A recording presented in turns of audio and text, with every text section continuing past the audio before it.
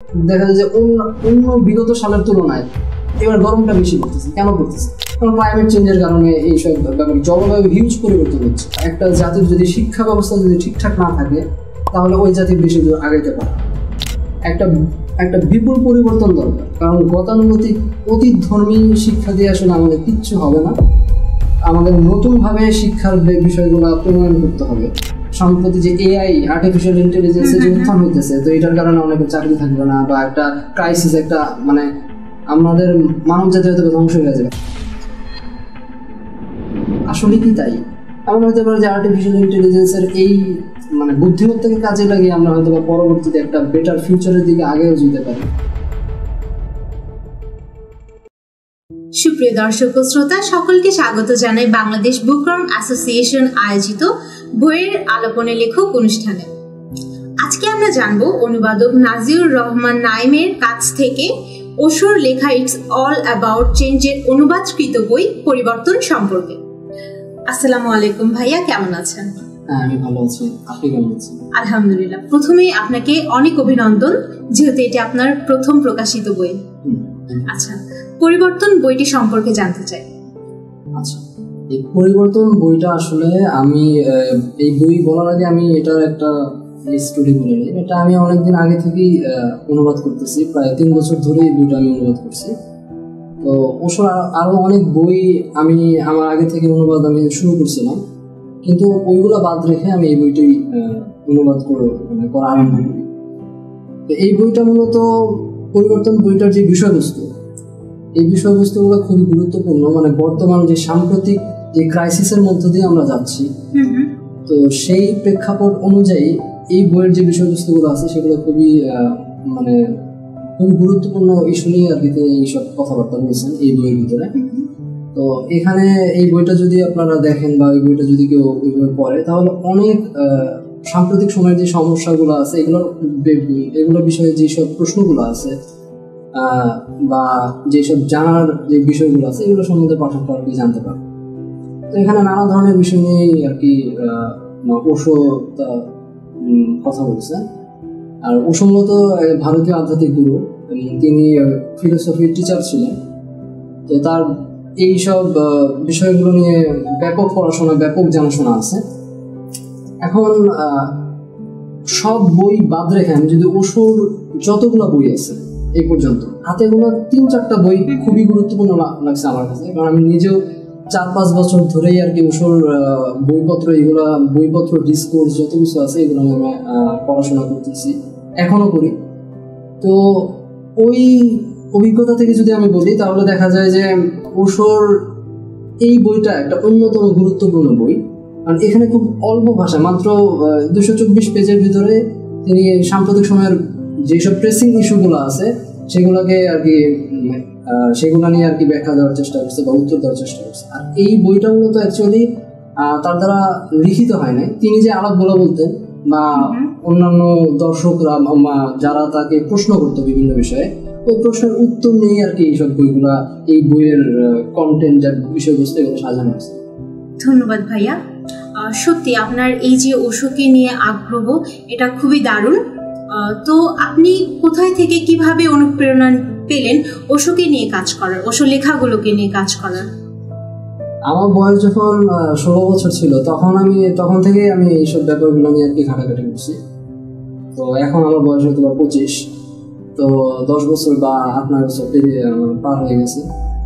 তো ওই সময় থাকতে আমি আধ্যাত্মতার বিষয় নিয়ে আমার একটা ঝোঁক ছিল। তো ওই ঝোঁকের কারণে আমি নানা বইপত্র ঘাটাঘাটি করছি, নানা জায়গায় ঘুরছি, বিভিন্ন ধরনের জিনিসপত্র নিয়ে আর কি জানার চেষ্টা করছি, অনুসন্ধান করার চেষ্টা করছি। তো এই অনুসন্ধানের একটা পর্যায়ে অনুসন্ধান করতে করতে দেখা গেল যে আমি ইউটিউবের মাধ্যমে আর কি ওশোর কিছু আলাপ আমি শুনি। তো ওখান থেকেই আমার তার প্রতি একটা ইন্টারেস্ট গ্রো করে, এবং এভাবে গ্রো করতে করতে তখন তার নানা ধরনের ডিসকোর্স, আলাপ থেকে শুরু করে বই যতগুলো আছে এইগুলো নিয়ে আমি তখন পড়াশোনা তো করতে করতে দেখা যায় যে এই বইটা যেই বইটা আমি অনুবাদ করছি, তো এই বইটা আমি অনেক পরে এসে আর কি আবিষ্কার করি। এই বইটা আমি তেমন কোনো জায়গায় পাই নাই, আমি আমার অরিজিনাল কপি কিনতে হয়েছে। তো আমি কিনে ভাবলাম যে এই বইয়ের যে বিষয়বস্তু এগুলো যে ছিল প্রথমত আমি পড়ছি আগে, এই বইটা আমার বেশ কয়েকবার পড়া হয়েছে। পড়ে আমার কাছে মনে হয়েছে যে এটা মানে খুবই ইম্পর্টেন্ট একটা বই বর্তমান সময়ের জন্য। তো তখন থেকে আর কি আমি বইটা অনুবাদ করি। আর ওষুধ নানা ধরনের বিষয়গুলো তো আমার অনেক আগে থেকে আগ্রহ ছিল, যেটা বললাম যে কীভাবে বলবো। তো এখান থেকে মূলত আমার ওষুধের প্রতি একটা টান কাজ করে, তার যার কারণে আমি তার বইগুলো তাকে। ধন্যবাদ ভাইয়া। এই পরিবর্তন বইয়ের মাঝে কোন কোন বিষয়গুলোকে খুব বেশি গুরুত্ব দেওয়া হয়েছে? আচ্ছা, পরিবর্তন বিষয়ের যে বইটার ভিতর যে মূল যে বিষয়বস্তু, এখানে অনেক ধরনের বিষয় সম্পর্কে আলাপ আলোচনা করা হয়েছে, বা তার কাছে মানে তার যে সন্ন্যাসীরা ছিল বা তার যে অনুসারীরা ছিল, অনুসারী ঠিক বলা যায় না, তার কাছে যারা বিভিন্ন নানা বিষয় নিয়ে যেসব প্রশ্ন করতে আসতেন, তার সাথে যারা ছিলেন, তো তখনকার সময় দেখা যায় যে সম্প্রতি ওই টাইমটাতে 1999 সালের কথা যদি বলি, ওই টাইমটাতে দেখা যায় যে একটা সমাজতন্ত্র একটা পতনের মুখে, বা সমাজতন্ত্র পতন হয়ে গেছে অলরেডি। ওই টাইমে নানা ধরনের ইস্যু তৈরি হয়, একটা নতুন একটা ফেজ চলতেছিল, যে ফেজের ভিতরে এখনো আমরা যাচ্ছি আর কি। যেমন আমি যদি কতগুলো ইস্যুর কথা বলি, তাহলে এটার যে প্রাসঙ্গিকতা এটা বোঝা যাবে। যেমন ওই টাইমে তিনি ক্লাইমেট চেঞ্জের কথা বলতেছেন, যেটা এখন বর্তমানের একদম অন্যতম গুরুত্বপূর্ণ ইস্যু। এই যে এখন দেখা যাবে যে আমাদের এখানে গ্রীষ্মকাল চলে আসতেছে, দেখা যায় যে অন্য বিগত সালের তুলনায় এবার গরমটা বেশি পড়তেছে। কেন পড়তেছে? কারণ ক্লাইমেট চেঞ্জের কারণে এইসব ব্যাপারে জলবায়ু হিউজ পরিবর্তন হচ্ছে। হ্যাঁ, তো এইসব ইস্যুগুলো নিয়ে তিনি ওইখানে বইয়ের ভিতরে বলছে যে এটার সমাধান আসলে কি হতে পারে। তারপরে আমাদের দেখা যায় যে জনসংখ্যা বৃদ্ধি পেয়ে যাচ্ছে, যার কারণে দেখা যাচ্ছে যে একটা এই জনসংখ্যা বৃদ্ধির সাথে সাথে অনেক ধরনের প্রবলেম অ্যারাইজ করতেছে বর্তমানে। এটা নিয়ে ওখানে কথা বলা হচ্ছে যে যত জনসংখ্যা বেড়ে যেতেছে, তো এখন এটার সমাধান কি হতে পারে। তারপর আইনের সংস্কার দরকার আমাদের। তারপর জেলখানার ভিতরে যে অপরাধীদের, যে আগে একটা নিয়ম ছিল যে অপরাধীদেরকে আগে মৃত্যুদণ্ড দেওয়া হবে, কিন্তু এখন যদি আমরা কোনো উন্নত কান্ট্রিতে যে দেখি, তাহলে ওখানে মৃত্যুদণ্ড দেওয়া হয় না অপরাধীদেরকে। তো এরকম সিস্টেম বা ব্যাপার নিয়ে কথা বলা হয়েছে। তারপর এই বইয়ের সবচেয়ে ইম্পর্টেন্ট যে বিষয়, সেটা হলো শিক্ষার ব্যাপারে ওসব কথা বলতেছে। শিক্ষার ব্যাপারটা কিভাবে সাজানো যায়। আমাদের এখানে শিক্ষা নিয়ে সব জায়গায় কম বেশি একটা বিপুল পরিবর্তন দরকার, কারণ গতানুগতিক অতীতধর্মী শিক্ষা দিয়ে আসলে আমাদের কিচ্ছু হবে না। আমাদের নতুনভাবে শিক্ষার বিষয়গুলো প্রণয়ন করতে হবে। তাহলে দেখা যাবে যে একটা জাতির যদি শিক্ষা ব্যবস্থা যদি ঠিকঠাক না থাকে, তাহলে ওই জাতির বেশি দূর আগাইতে পারে না। এই বিষয়গুলো নিয়ে ওখানে বিস্তরভাবে আলাপ আলোচনা করা আছে। তারপর সাম্প্রতিক সময়ে এখন টেকনোলজির যুগ, তো টেকনোলজিকে কিভাবে আসলে ব্যবহার করা যায়।